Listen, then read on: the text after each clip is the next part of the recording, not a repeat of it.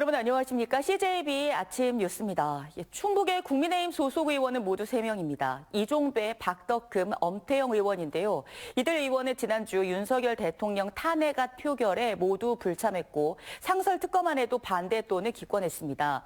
대통령 탄핵에 대한 압박 수위가 높아지고 있는 가운데 이들 의원은 과연 2차 탄핵안 표결 과정에서 어떤 역사적 선택을 할지 도민들이 지켜보고 있습니다. 이태현 기자입니다. 충북 지역 국민의힘 국회의원은 모두 3명, 충주가 지역구인 이종배 의원, 제천단양의 엄태영 의원, 보은옥천 괴산 영동의 박덕흠 의원입니다. 이들 의원들은 모두 지난주 열린 윤 대통령의 탄핵소추안 국회 표결에 참여하지 않았습니다. 앞선 12.3 비상계엄 사태 당시 해제안 표결에도 불참했고 내란범죄 혐의자 체포 요구안과 내란 상설특검안에도 반대 또는 기권했습니다. 상설특검안에는 국민의힘에서도 23명이 찬성표를 던진 것과 대비되는 행보입니다. 이런 가운데 이들 의원들에게 비난 여론은 점점 높아지고 있습니다. 더불어민주당 충북 원외지역위원장 3명은 기자회견을 열고 대통령 탄핵소추안 표결 동참은 국회의원으로서 최소한의 역할이라고 압박했습니다. 국민의 명령을 무겁게 받아들이고 탄핵 표결에 즉각 찬성하십시오. 국정 혼란과 민생 파탄을 초래한 윤석열 대통령의 독단적 행태를 더 이상 비호하지 마십시오. 대학가에서도 대통령 처벌의 필요성을 주장하는 목소리가 커지고 있습니다. 충북대학교 교수와 학생으로 구성된 충북대 비상시국 회의는 기자회견을 열고 윤 대통령의 내란죄 처벌을 요구했습니다. 민주주의를 수호하기 위해 우리는 윤석열의 탄핵을 강력히 요구합니다. 대통령은 국민 위에 군림하는 자리가 아닙니다. 국민의힘 내부에서 대통령 탄핵 찬성 입장을 밝히는 의원들이 점점 늘고 있는 가운데 이종배, 엄태영, 박덕흠 의원이 2차 대통령 탄핵소추안 처리 과정에서 어떠한 역사적 선택을 할지 도민들은 지켜보고 있습니다. CJB 이태현입니다. 이 제천과 단양에 있는 시멘트 생산 공장들은 철도 파업으로 그야말로 노심초사 시간을 보냈습니다. 수요가 많은 물류기지내는 시멘트 비축량이 벌써 바닥을 보인 곳도 있었는데요. 어제 오후 이 철도 노조가 파업을 철회하기로 하면서 한시름 돌릴 것으로 보입니다. 안정원 기자가 취재했습니다. 단양군의 한 시멘트 생산 공장입니다. 비수기인 이달 하루 2만여 톤의 시멘트를 공급하고 있습니다. 매일 전국의 저장소로 화물열차를 대여섯 대 움직였지만 현재는 단 한 대만 운행하고 있습니다. 지난 5일 시작된 철도 파업으로 화물철도 운행이 20%대까지 급감한 겁니다.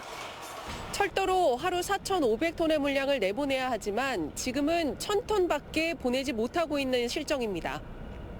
파업에 대비해 저장소마다 시멘트를 가득 비축해뒀지만 수요가 많은 수도권은 이미 재고가 바닥났습니다. 생산 공장에서 필요한 곳까지 장거리를 이동해 가져다줘야 하는 상황도 생길 수 있는 겁니다. 주력으로 지금 사용하고 있는 수색 기지 같은 경우에는 현재 거의 바닥을 보이고 있는 상황입니다. 그러다 보니까 당장 지금 육성 물량으로도 하루에 계속 물량을 내보내야 되는 상황이기 때문에 하지만 육로 운송도 한계가 있습니다. 화물열차 한 대를 대체하려면 벌크트럭 40대가 필요한데 차량 수배가 쉽지 않기 때문입니다. 줄지어 들어선 벌크트럭이 쉴 새 없이 시멘트를 실어 나르지만 일일 운송량을 채우지 못하고 있습니다. 그전에는 아예 안 갔는데 지금은 하루에 한 2개에서 3개씩은 가고 있어요. 그래가지고 일이 좀 늘어났죠. KTX와 여객열차 등 이용객들의 불편이 이어진 지도 일주일째. 어제 오후 전국 철도 노조와 코레일은 잠정 합의를 도출했다고 밝힌 가운데 업계와 시민들은 철도 운송이 하루속히 정상화되길 기대하고 있습니다. CJB 안정은입니다. 내년도 정부 예산이 확정된 가운데 국회 차원의 증액은 전무한 상태를 맞은 충청북도가 현안 사업에 지방비를 우선 투입하기로 했습니다. 이방부 기획관리실장은 국비와 도비 매칭 사업인 AI 바이오 영재학교는 지방비를 우선 투입해 사업을 진행하고 도시농부와 의료비 후불제, 영동 세계 국악 엑스포 사업 등에도 도비를 먼저 지출한 뒤 향후 추경을 통해 필요한 예산을 확보할 계획이라고 밝혔습니다.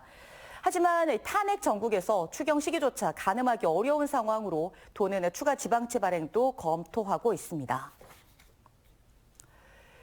충청북도의회 올해 마지막 정례회가 마무리됐습니다. 도의회는 422회 정례회 3차 본회의를 통해 7조 1,683억 원 규모의 충청북도 내년 예산안과 3조 8,120억 원의 도교육청 교육비 특별회계 예산안을 통과시켰다고 밝혔습니다. 이 밖에 충북 장애인 의료 접근성 보장과 관련된 조례안 등 49개 안건도 처리됐습니다. 5년 전 코로나19라는 신종 바이러스가 등장해 전 세계가 팬데믹을 겪었습니다. 이 당시 바이러스 특성에 대한 정보가 워낙 부족하다 보니 공포감이 더 컸는데요. 결국 다양한 데이터를 축적하는 것이 무엇보다 중요해졌습니다. 그래서 충북대학교가 야생동물의 보고인 탄자니아와 손을 잡고 관련 연구를 진행하기로 했습니다. 박원 기자가 취재했습니다. 아프리카 대륙에는 여러 종류의 야생동물이 서식하고 있는 반면 우리나라는 다양성이 떨어집니다. 그만큼 인수공통 전염병의 매개체인 야생동물에 대한 연구가 쉽지 않습니다. 충청북도가 지난 7월 탄자니아 야생생물연구소와 업무 협약을 맺은 이유입니다. 탄자니아에서 발견된 동물 사체의 장기나 기생충, 분변 등을 공유하고 연구 체계를 구축하기로 한 겁니다. 어제 충북대학교 수의대가 탄자니아 연구진을 초청해 워크숍을 개최했습니다. 아프리카 야생생명 자원을 활용한 신변종 감염병 대응 방안을 논의하기 위해서입니다.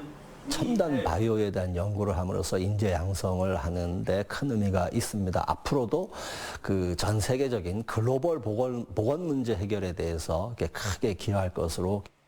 탄자니아 연구진은 그동안의 연구 성과와 한계를 소개하는 한편 우리 연구진과의 협력을 통한 시너지 효과에 기대감을 내비쳤습니다. This collaboration is important because we will be able to address the issues of diseases, transmission dynamics between wildlife and human and make good result that will make living very much comfortable. 충청북도는 탄자니아 연구소와 지속적인 교류가 이뤄지면 연구 역량 등이 크게 강화될 것으로 보고 있습니다. 생명 자원 데이터를 기반으로 한 혁신적 신약 개발 및 또 백신 연구를 구축하는 등 첨단 바이오 선도 기술 개발을 앞당길 기회를 제공할 것으로 생각합니다. 이번 워크숍은 야생동물의 보고인 탄자니아와의 공동 연구를 통해 신변종 감염병에 대한 대응 역량을 높이는 첫발을 내딛었다는 데 의미가 있습니다. CJB 박원입니다. 충북 지역 6개 갤러리가 함께 뜻을 모으는 충북 K아트 법인 아트페어가 막이 올랐습니다. 법인을 중심으로 간 아트페어는 처음인데요. 지역 작가들의 작품을 소개하는 동시에 작품을 구입하는 기업 또한 세제 혜택을 받을 수 있어 지역 미술시장 활성화의 교두보 역할을 할 것으로 기대됩니다. 김세희 기자입니다. 캔버스의 집지의 내용을 흙으로 표현한 신용일 작가의 작품입니다. 진흙으로 글씨를 쓰고 그 위에 돌가루와 염료를 뿌렸다 지우는 기법으로 비움과 지움을 통해 본성을 회귀하는 동양적 정신세계를 작품에 담았습니다. 충북 지역 6곳의 갤러리가 참여한 2024 충북 K아트 법인 아트페어 현장입니다. 보자기 작가로 유명한 김시연 작가 등 충북 출신 작가뿐 아니라 국내에서 활발하게 활동하고 있는 작가 50여 명이 참여했습니다. 이번 아트페어는 단순한 미술품 전시를 넘어 기업과 예술인들을 연결하는 이른바 메세네 운동의 시작점이기도 합니다. 지역의 예술 문화를 확산하기 위해 기업과 법인들의 미술품 구입을 장려하고 법인과 지역 작가들이 교류할 수 있는 장이 마련된 겁니다. 지역에서 열심히 활동하는 작가들에 대한 응원도 될 수가 있을 테고 또 하나는 법인들은 미술품을 구매함으로써 새로운 어떤 메세나 문화를 좀 만들 수 있지 않을까 그래서 준비하게 되었습니다. 특히 기업은 최대 가격 1,000만 원 미만의 미술품을 구입해 법인세를 절감할 수 있고 작가들에게는 작품에 대한 접근성을 높일 수 있는 기회이기도 합니다. 사회적인 어떤 기업의 목적과 작가들의 상생에 굉장한 도움이 된다고 저는 생각을 합니다. 그래서 굉장히 반가운 기회이기도 하고요. 지역 예술인과 기업의 교두보 역할을 하는 충북 K아트 법인 아트페어는 다음 달 12일까지 계속됩니다. CJB 김세희입니다. 충북의 11월 취업자가 지난해보다 10,000명 이상 증가하고 고용률 또한 소폭 증가한 것으로 나타났습니다. 충청지방통계청의 2024년 11월 충청 지역 고용 동향에 따르면 충북의 11월 취업자는 95만 9천 명으로 지난해 같은 달보다 1.4%인 13,000명 늘었습니다. 고용률은 66.4%로 지난해 동기 대비 0.6%포인트 상승했습니다. 한편 11월 실업자는 18,000여 명으로 지난해 같은 달보다 1,000명 감소했고 실업률은 1.9%로 지난해 11월과 같았습니다. 청주시는 사단법인 한국 ESG학회에서 주최하는 2024 한국 ESG 대상 환경 부문에서 대상을 받게 됐습니다. 한국 ESG 대상은 환경, 사회, 지배구조 측면에서 지속 가능한 발전과 사회적 책임을 추구하고 우수한 성과를 낸 기관이나 개인에게 주어집니다.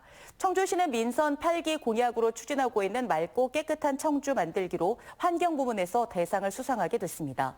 시상식은 오는 23일 국회의원회관에서 열립니다. 충북 청주FC가 2대 사령탑으로 권오규 감독을 선임했습니다. 청주 출신인 권오규 감독은 과거 청주FC를 지휘했었고 충북 청주의 창단과 함께 2시즌 동안 수석 코치로 활동했습니다. 지난 10월에는 최윤겸 초대 감독이 자진 사퇴하면서 권 코치가 감독 대행직을 맡았고 다음 시즌을 앞두고 2대 감독 자리에 올랐습니다. CJB 아침 종합 뉴스를 마칩니다. 고맙습니다.